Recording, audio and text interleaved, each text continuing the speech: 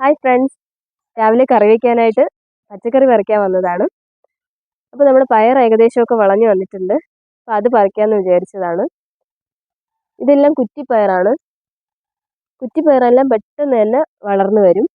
ഇത് നമ്മുടെ സാധാരണ വള്ളിപ്പയറാണ്. വള്ളിപ്പയർ പെട്ടെന്ന് കായ്ക്കില്ല, കുറച്ച് സമയം എടുത്തേ കായ്ക്കുള്ളൂ. നന്നായിട്ട് പടർന്നു പോയിട്ട് മാത്രമേ കായ്ക്കുള്ളൂ. ഇപ്പോൾ ജസ്റ്റ് പൂ വന്നിട്ടേ ഉള്ളൂ.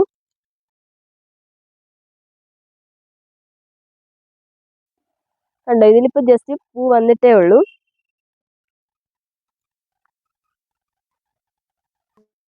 ഇതുപോലെ ശിഖരങ്ങൾ വന്നു കഴിഞ്ഞാൽ ഉടനെ തന്നെ നമ്മൾ ഏതിലെങ്കിലുമൊക്കെ പടർത്തി വിടണം.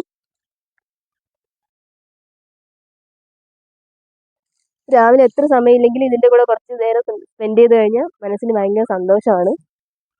അപ്പം നമുക്ക് ഇന്ന് പറിച്ചെടുക്കാനായിട്ട്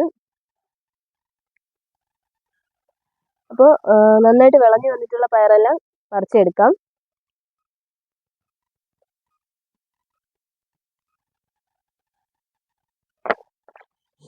ഇത് ഒരു ദിവസം പറിച്ചെടുത്തിട്ടുണ്ടായിരുന്നു.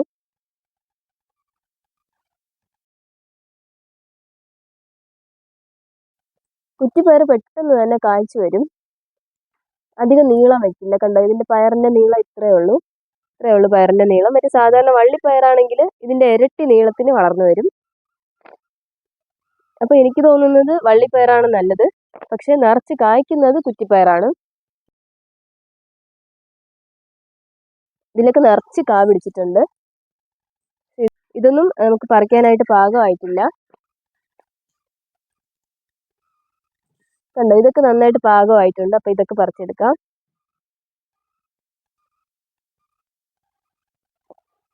ഇതിൽ കണ്ടോ, ഇവരെ നമുക്ക് വേണമെങ്കിൽ പയർ ചെടിയിലെ കാവൽക്കാരെന്ന് വേണമെങ്കിലും പറയാം.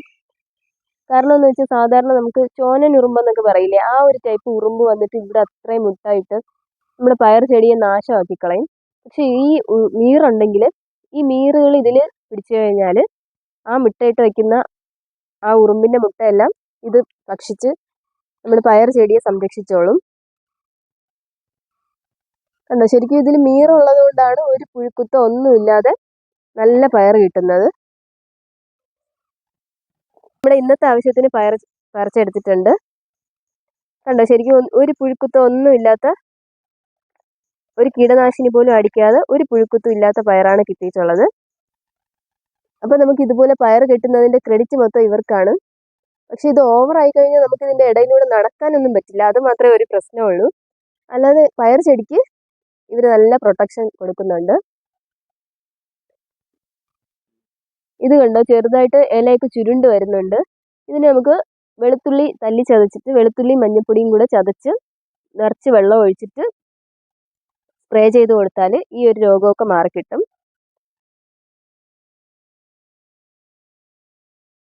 രാവിലെയൊക്കെ കുറച്ച് നേരം ഇതിൻ്റെ കൂടെ സ്പെൻഡ് ചെയ്താൽ നമ്മൾ പുഴു എന്തെങ്കിലും ഇരിക്കുകയാണെങ്കിൽ എടുത്ത് കളഞ്ഞാൽ വലുതായിട്ട് കേടുവരുന്നത് നമുക്ക് തടയാൻ പറ്റും. അപ്പോൾ ഇതാണ് നമ്മുടെ പയർ കൃഷി. നമുക്കിനി നമ്മുടെ പാവല് കാണിക്കാം. നമ്മുടെ പാവല് ചെടിയിൽ നിറച്ച് പൂ വന്നിട്ടുണ്ട്. പക്ഷെ ഇതെല്ലാം കാ പിടിക്കാത്ത പൂക്കളാണ്. കാ പിടിക്കുന്ന പൂക്കൾ വളരെ കുറച്ചേ ഉള്ളൂ. അത് ഒരു കാ വന്നിട്ടുണ്ട്. കണ്ടോ, ഒരു കാ കായ്ച്ചു നിൽപ്പുണ്ട്.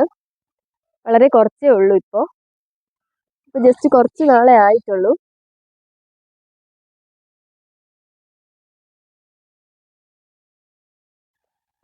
കാ പിടിച്ച് തുടങ്ങിയിട്ടേ ഉള്ളൂ.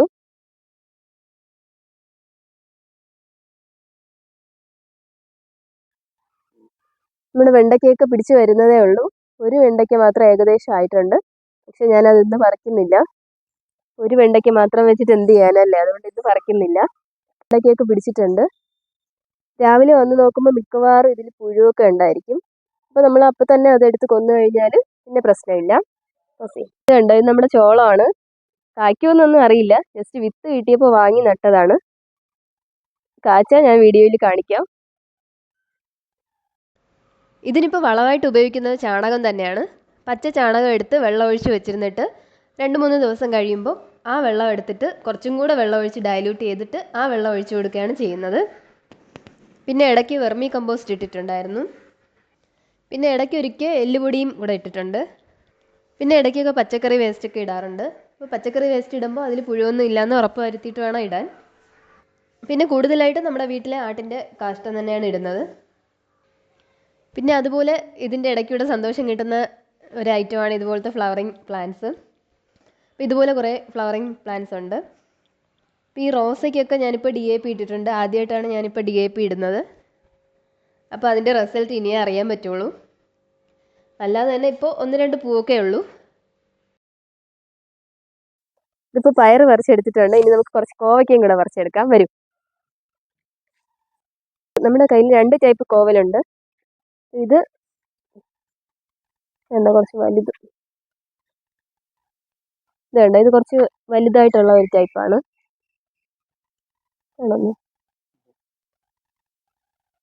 ഇതുകൂടെ നമുക്ക് പറിച്ചെടുക്കാം.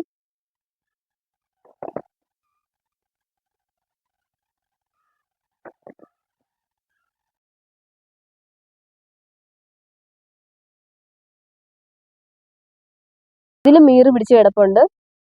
മീറ് പിടിക്കുന്നത് കൊണ്ട് ഒരു ദോഷമേ ഉള്ളൂ, നമുക്ക് അങ്ങോട്ടും ഇങ്ങോട്ടും അതിൻ്റെ ഇടയിൽ കൂടെ നടക്കാൻ പറ്റില്ല.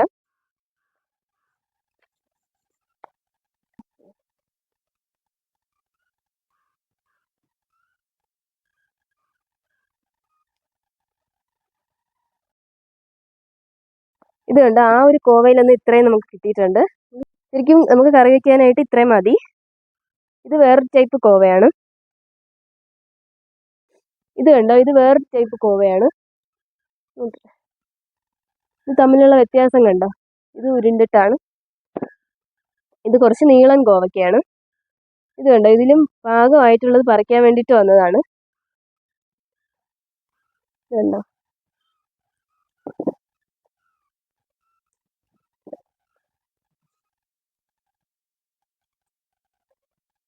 ഇതിപ്പോൾ ഞങ്ങൾ നട്ടിട്ട് ജസ്റ്റ് 1 മാസം വരെ ഉള്ളൂ. ഇത് കാർഷിക കോളേജിൽ നിന്ന് തൈ വാങ്ങി നട്ടതാണ്. ഇപ്പോൾ 2 തൈ ഉണ്ട്. ഇപ്പോൾ ടെറസിൻ്റെ മുകളിലാണ് നട്ടിട്ടുള്ളത്. ഇത് ടെറസിൻ്റെ മുകളിൽ തന്നെയാണ് മൂടും വെച്ചിട്ടുള്ളത്. ഇവിടെ തന്നെയാണ് പടർത്തിയിട്ടുള്ളത്. അപ്പോൾ ഇവിടെ മൊത്തം പടർന്നു വന്നു കഴിഞ്ഞാൽ ഇതിൽ നിറച്ച് കോവയ്ക്ക കായ്ക്കും. അപ്പോൾ നമ്മൾ കറി വയ്ക്കാനായിട്ട് ഇത്രേ പറിച്ചിട്ടുള്ളൂ. ഇനി ചീരയും കൂടെ ഉണ്ടായിരുന്നു. ചീരയും കൂടെ ഒറ്റ ദിവസം കറി വെക്കണ്ടല്ലോ, അതുകൊണ്ട് ചീര പറിച്ചിട്ടില്ല. ഇന്ന് കോവയ്ക്കയും പയറുമാണ് പറിച്ചിട്ടുള്ളത്. ഈ 2 ഐറ്റം കോവയ്ക്കയും തമ്മിലുള്ള വ്യത്യാസം കണ്ടോ, ഒരു കോവയ്ക്ക ഉരുണ്ടിട്ടാണ്, ഒരു കോവയ്ക്ക നീളത്തിലുള്ള കോവയ്ക്കയാണ്. അപ്പോൾ ഇത്രയേ ഉള്ളൂ നമ്മുടെ കൃഷി വീഡിയോ. പുതിയൊരു വീഡിയോ ആയിട്ട് വീണ്ടും വരാം. അതുവരേക്കും ബൈ ബൈ.